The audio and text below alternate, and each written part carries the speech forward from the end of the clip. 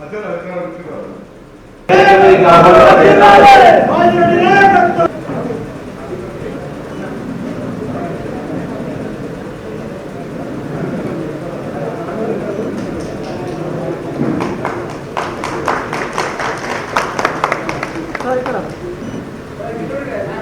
రాజ్యసభ సభ్యులు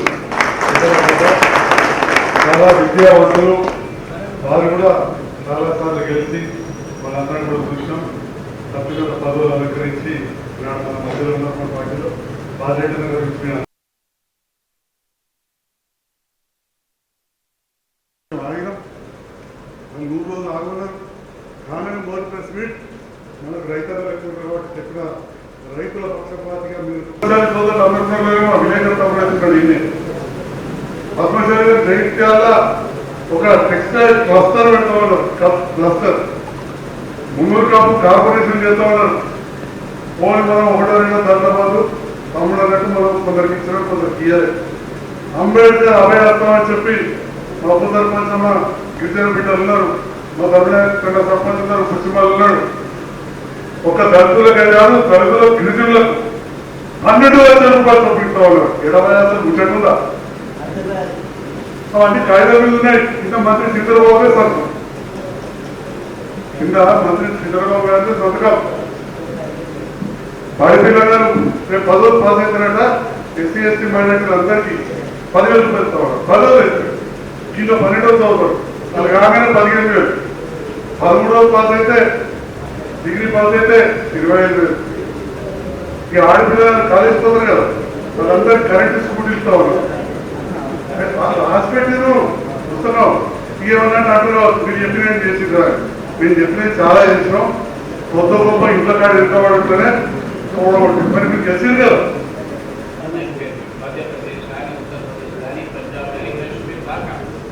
అందరూ ఆశ్చర్యపోయారు. కేసీఆర్ సాబ్ పైసా ఆగే టీఆర్ఎస్ ప్రభుత్వం ఎట్లా పడిపోయాలి, పార్టీ ఎందుకు ఓడిపోయాలి? అది ప్రజాస్వామ్యం కదా. ఒక పార్టీ గెలుసు, ఒక పార్టీ ఓడిపోతుంది, తేడా ఇంకా లేదు కదా. కాదు ఎంత జరుగుతుంది. నేను ఎందుకు ఉత్తర భారతదేశంలో ఉన్న అనేక వర్గాల వాళ్ళు, రైతులు కానీ విద్యావంతులు కానీ అందరూ తెలంగాణ వైపు చూస్తున్నారు. ఇటువంటి పరిపాలన, ఇటువంటి కార్యక్రమాలు, ఇటువంటి నాయకత్వం మాకు కావాలని కోరుతున్న సమయంలో ఇక్కడ పొరపాటు ఎలా జరిగాది అని ఒక పెద్ద ప్రశ్న. బహుశా ఈ దక్షిణాది ప్రాంతాలు అంటే మన సౌత్ ఇండియాకి ఒక చిన్న రాష్ట్రంలో ఒక ముఖ్యమంత్రి ఓడిపోతే భారతదేశ చరిత్రలో ఎప్పుడు కూడా ఇది ఉత్తర మరి భారతదేశంలో చర్చ జరగలేదు. అది చర్చ జరిగింది. ఎందుకు జరిగిందనే విషయాన్ని మనం గమనించాలి. దానికి ప్రధాన కారణం 2014లో తెలంగాణ రాష్ట్ర ఏర్పాటు కొరకు జరిగిన ఉద్యమాన్ని ప్రపంచం అంతా చూసి మీకు అన్ని తెలిసిన విషయం. తెలంగాణ ఏర్పడిన తర్వాత నిన్నటి దాకా అలాగా ఉన్న తెలంగాణ ఈ 10 సంవత్సరాలలో ఈ విధంగా మారాలి అనేది మనం చెప్తున్నవి కాదు. మన గురించి బయటకి వచ్చిన వాళ్ళంతా చూసుకుంటూ ఆశ్చర్యపోయారు. పార్లమెంట్ మెంబర్లు అన్నప్పుడు కమిటీలలో బాగా చూసుకుంటారు.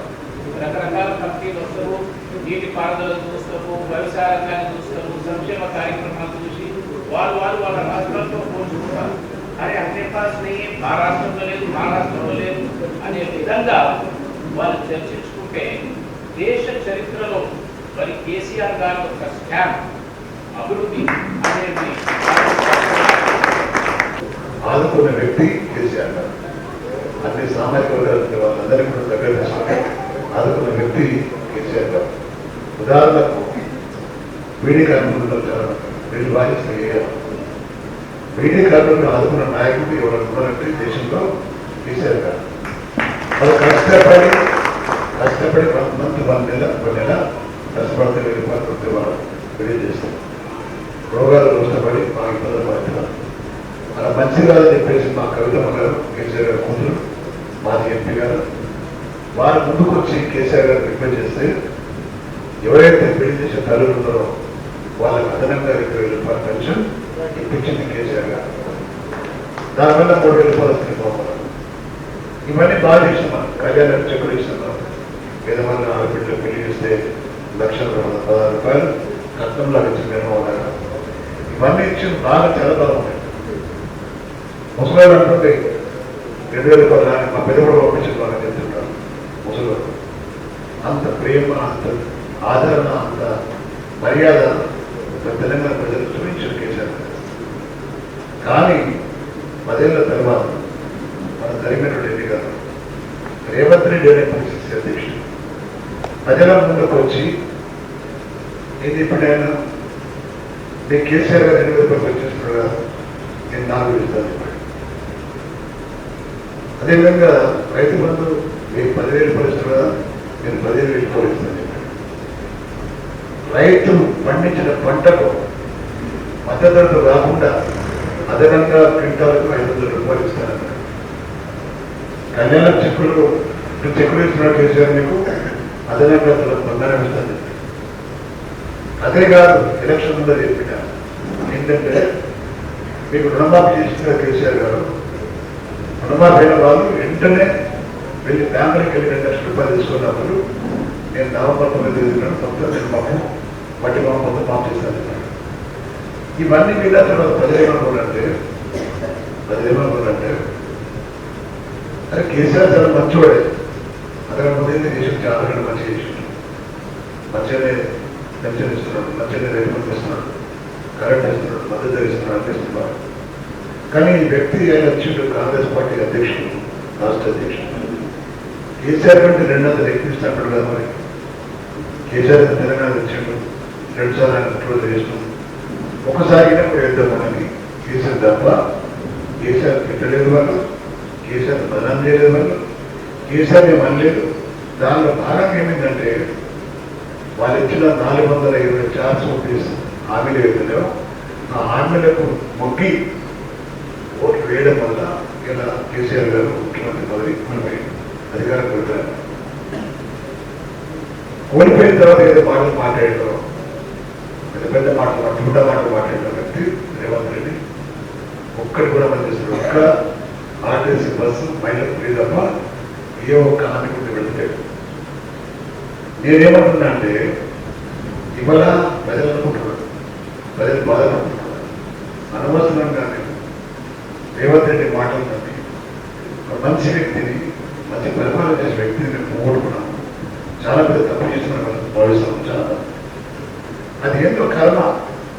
రేవంత్ రెడ్డి రాగానే పోయిన సంవత్సరం ఇప్పటికీ వర్షాలు పడి చెల్లెడ్డి పుట్టిన పని సాగు రస్తులు లేవు, ఊర్లేసి ఊళ్ళు పట్టలేవు, పంటలు కొట్టలేవు, దిక్కుసకలు త్రాగునీరు కూడా ఇబ్బంది అవుతుంది ఈ ప్రాంతంలో. ఇన్ని ఇబ్బందులు పడడానికి కారణం ఏంటంటే కొందరు అంటారు ఇంటికి అల్లుడు వచ్చినప్పుడు అల్లుడు కాలు పడంగానే కూడా జ్వరం వచ్చేసిపోతాడు, గుండె పొడ తెచ్చుకుంటాడు. ఇది కాలు కూడా మంచిగా దగ్గర విషయం మనం అనుకుంటాం. అంటే పరిపాలన చేసే వ్యక్తి నిజాయితీ పరిపాలన చేస్తే అలాంటి వ్యక్తి పరిపాలన ఉన్నప్పుడు ప్రజలు సుఖంగా సంతోషంగా ఉంటారు. సస్యశ్యామలంగా ఉంటుంది ప్రాంతం అంతా. మంచి వర్షాలు పడుతాయి, మంచి పంటలు పడతాయి, మంచి ఆరోగ్యం ఉంటుంది ప్రజలు. ఎవడైతే బద్మాష్ అబద్ధాల కుట్రాశ్వర్ గారు అదే మోసం చేసి పెద్ద వాడు పరిపాలన చేస్తే ఇలాంటి దరిద్రమాన్ని అనుకుంటున్నారు. ఎన్టీ రామారావు వర్షాలు పడ్డాయి, చంద్రబాబు నాయుడు పడింది వర్షాలు, అవునా కదా? రాజశేఖర్ నచ్చిండు, మంచి వర్షాలు పడ్డాయి. మళ్ళా బలం వచ్చిన మంచి వర్షాలు పడ్డాయి. ఇప్పుడు మళ్ళీ దరిద్రులు వచ్చింది. వర్షాలు పడతాయా లేదా దేవుడు తెలుసు. కరువు మాత్రం బాగుంటున్నారు. దీనిలో వాతావరణం బాగాలేదు, గతంలోనే వచ్చింది, ఇవన్నీ తప్పించుకున్న మాట మాట్లాడతాను. నేనేమంటున్నా, ప్రజలు నా వాళ్ళు, ప్రజల కన్నబిడ్డల ప్రతి కుటుంబంలో ఫ్యామిలీ అనేటువంటి వ్యక్తులు వెళ్తున్నారు. ఆ నాయకుడు ఈ ప్రాంతాన్ని పరిపాలన చేస్తే అందరూ బాగుంటారు. 9 ఏళ్ల కాలంలో మెరుగు దేనికి కొడుతుందా? మనకు సాగునీరు కొరత ఉందా, త్రాగునీటి కొరత ఉందా, పెన్షన్ల కొరత ఉందా? అంత కరోనా వచ్చింది మనకు. గిరిజన సోదరులు ఉన్నారు, చాలా మంది రైతులు ఉన్నారు, ఇక్కడ చాలా మంది ఇతర వర్గాల వాళ్ళు ఉన్నారు. వాళ్ళందరూ తెలియజేస్తున్నా మీ అందరు చేసే కార్యక్రమాలు మా సంపూర్ణ మద్దతు ఉంటుంది. ఈ ప్రాంతంలో సాగునీరు ఎదుర్కొన్నారు, త్రాగునీరు కూడా ఎదుర్కొన్నారు. తప్పకుండా నేను గెలిచిన తర్వాత ఇద్దరం కలిసి త్రాగడానికి నీళ్లు కానీ సాగునీరు కానీ ఇప్పించి ఏర్పాటు చేస్తామని తెలియజేస్తూ ఒక్కసారి మీ అందరూ దయచేసి మీరే కాదు, మీరు గ్రామానికి వెళ్ళిన తర్వాత హోటల్ దగ్గర కూర్చొని మాట్లాడండి. హోటల్లో మంది కలుసుకొని ఛాయ్ దగ్గర కూర్చుంటారు, అడగండి 4,000 వచ్చినాయండి మేము గాలి వచ్చిండా ఇంట్లో అనుకున్నాడు అంటారు కదా. ముసలి అడుగుంటే 5 మంది వచ్చిన గాలి ఇచ్చిండాడు ఇది స్థాపిస్తే ఈ చర్చ పెట్టాలి. చర్చ పెట్టి ప్రజలు తెలిసిపోతుంది. వినేవాళ్ళతో చాలా మంది మనం కుప్పర పెట్టి పెద్ద మీటింగ్ పెట్టి లాభం లేదు. చిన్న మీటింగ్ పెట్టాలా, వాళ్ళ మనసులో మనం దోచుకోవాలి. అంటే ఏదైతే ఉందో నిజాలు స్ప్రెడ్ చేయాలి.